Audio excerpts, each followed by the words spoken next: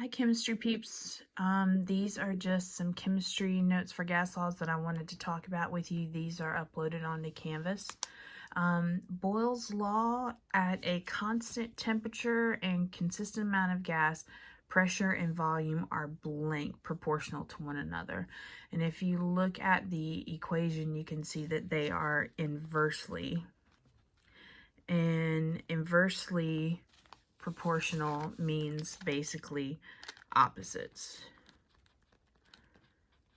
Okay, and so when you have the opposites like that, then you have to multiply. Okay, so Charles's law, at a constant pressure and constant amount of gas, temperature and volume are blank proportional to one another. And in this case, since we have these here, which means to divide, that means that they are directly proportional to one another. Now let's look at, and this really should say Guy-Lussac's law. At a constant volume and constant amount of gas, temperature and pressure are blank proportional to one another. And again, since we are dividing, that means that they are directly. Avogadro's law. Now, we know Avogadro's number, but this is Avogadro's gas law. At a constant temperature and constant pressure, volume and the number of moles of gas are blank proportional to one another. And again, since we are dividing, they are directly proportional.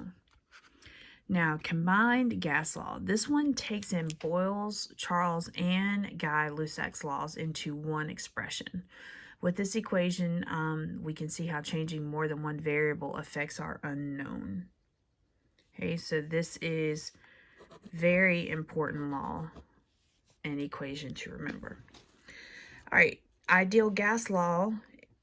That's our main focus here. An ideal gas law must follow the kinetic molecular theory of gases.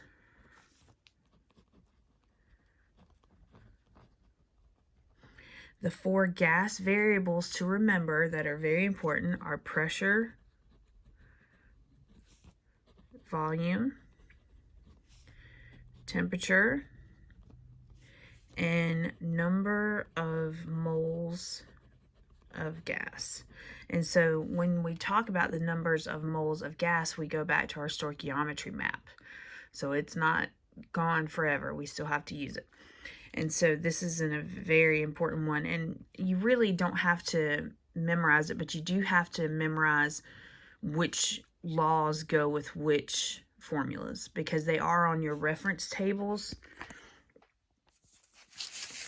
If you look right here, you'll see that they are here, and I added Boyle's law up here, which you should as well. And then you'll see what the different things stand for over here, such as N equals numbers of moles. Okay, so make sure you identify those on your reference charts. All right, Dalton's law, we don't use as much, but it is total gas pressure is equal to all the individual pressures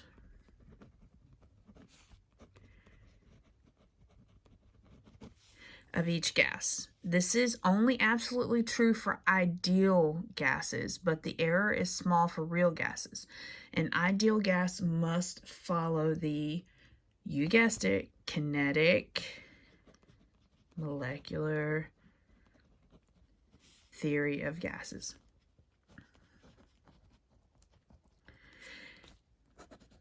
So that's Dalton's law.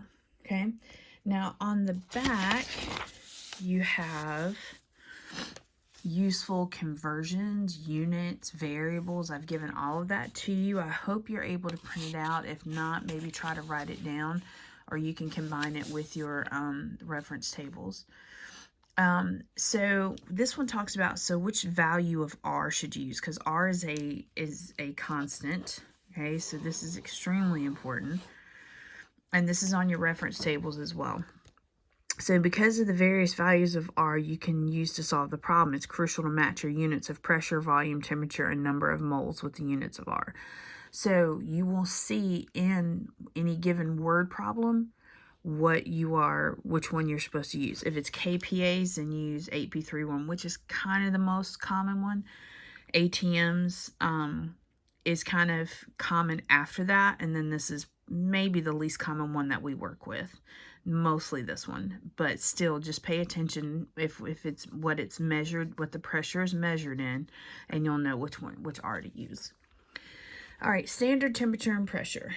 So sometimes word problems will tell you that you are at standard conditions or STP, and I've talked about this before.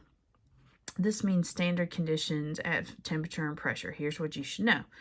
The value of STP is 1 atm, atmosphere, for pressure, and 0 degrees Celsius for temperature, but we need to focus on Kelvin. And so for Kelvin, when you have Celsius, you just add 273 to it. So that means that this is 273 degrees Kelvin. Very important. And you can convert pressure into other units, and it's showing you how to do that right there. It's very easy, but I'll try not to make you do that very much. Note that you always need to use Kelvin for temperature, and the reason being is because you have to use it's actually 273.15. I just have a tendency not to use the 15, but you probably should use it. Okay. So the standard temperature has to be the same.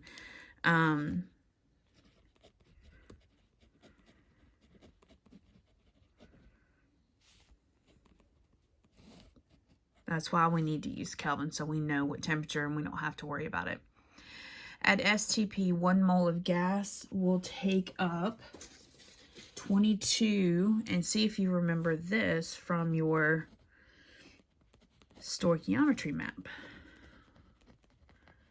And I had mentioned this before at the stoichiometry practice at STP that we use 22.4 liters of volume. And so this is just telling you why, because 1 mole of gas will take up that much volume. And so that's why we use that. So don't get rid of those stoichiometry maps yet. All right. See you on the next video.